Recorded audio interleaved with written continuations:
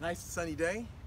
Today, I'm here to bring you guys another video about getting work done from a Bokor. I'm speaking on behalf of, Haitians.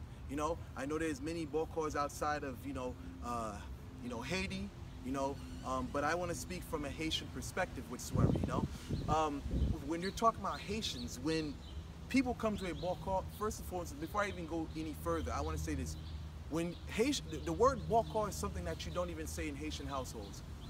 That is more of in the sense of, see, in America, people take of it as, the word is played around with. But in Haitian culture, you don't even say that word around the house. You don't even say it in public. In America, we have all the freedom, we have all the liberty to do what we want, but in Haitian culture, that is something that you don't say in public, It is something that, you got to ride under the radar with whatsoever. So, with that said, I want to basically clear that up so you guys understand, even though I fall into this particular category, if I was in Haiti, you wouldn't even hear me even mentioning that word, I wouldn't even be talking about, let's just say, even that I'm part of this or do this whatsoever. It's a thing that you got to understand, when you're talking about Haitians, you're talking about this mysticism whatsoever, and, it is something that we look at as that should be secret. So even when I play around, most of the time I say, I work at Burger King's. This is just giving you an understanding how it operates in Haitian culture, how Haitians operate whatsoever. You'll see a pastor, he's one moment he's at church, and next thing you know, you see him in, outside of church, and he's doing some work, and then if you approach him about it, he'll be like, "What you talking about? You ain't see nothing." So I'm trying to get you guys acclimated, to understanding Haitian, how Haitians see things, the Haitian experience behind this, because it's not just about work. You got to understand the culture. You got to understand how the mechanics of how we get down. Now, I want to move into the whole thing of the getting work done from a Bokor. You have to understand this, and a lot of Americans don't understand this, is that when you come to a Bokor, or when a Haitian comes to a Bokor, most of the time they come to a Bokor to fuck somebody up. And that's just the truth about it. And this is what Haitian, when you mention that word in Haitian Creole, that's what it's associated with. It's associated with assassins, it's associated with, necromancers, it's associated with a lot of heavy stuff, See, when I say assassins, I'm not talking about magic only, because a lot of them, people in Haiti, who fall in that category, they're masters of poison. So it's not just something that just pertains to magic. If you're a Bokor, you have to be a magician as well as an assassin. See, I'm not gonna go too much in details about that. I'm just letting you know in Haitian culture what we view that type of, disposition in my culture.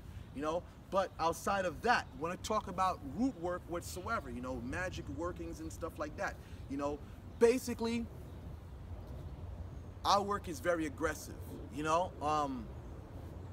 our work is very strong, our thing is, you're paying money, you're paying X amount of dollars, and you're paying a lot of money, so we have to make things, we have to push things so that they happen, it's either, like, even with love work, it's like what I usually say, if your lover doesn't come back, he's gonna get fucked up. It's either one way or the other. You're gonna come back, or you're gonna have to come back with one leg missing. And this is just how we get down. When you go into research, you hear about Bokor, you understand this is the opposite of a Wungan. A Wungan mainly works with the light. He works with very, Rada-like spirits. When you look at the Bokor, as Max Beauvoir said, he said that it falls into the whole aspect of Pitwo, and many have associated many workers of the Pitwo path with many underground organizations, which I'm not going to mention in this video. When we talk about, organizations, it is something, let's just say this, it is private business in Haitian culture, but there's independent individuals out there, there's many, so when we talk about this, aspect of Bokor, there's a lot of mysteries associated with this type of workings. I mean, it's like almost like Americans, when Americans start talking about Bokor, you don't really understand. I feel like you don't really understand what you're talking about, I mean, in America, they just think it's just root work. It's a whole nother ball game. When you look at things from a Haitian perspective and how it is done in my country, you'll see that it's a big different ball game, So with that said, I want to basically talk about the love work. The thing is, you got to be committed to the process, and you have to accept the consequences of what you ask for. If you want some love work done, a Bokors is going to tell you, if that individual doesn't come back, that person is going to suffer until they come back to you. You have to accept the consequences that come with that. It's not to say that the work is going to backfire on you, but whatever way that individual comes, that's what you get. That's what you ask for. So you can read between the lines and see what I'm trying. You can read between the lines and get where I'm coming from.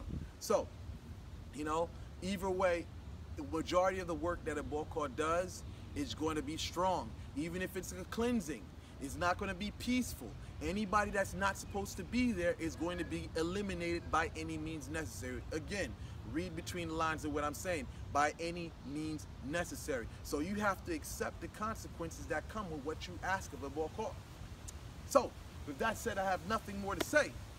Like, share, and subscribe.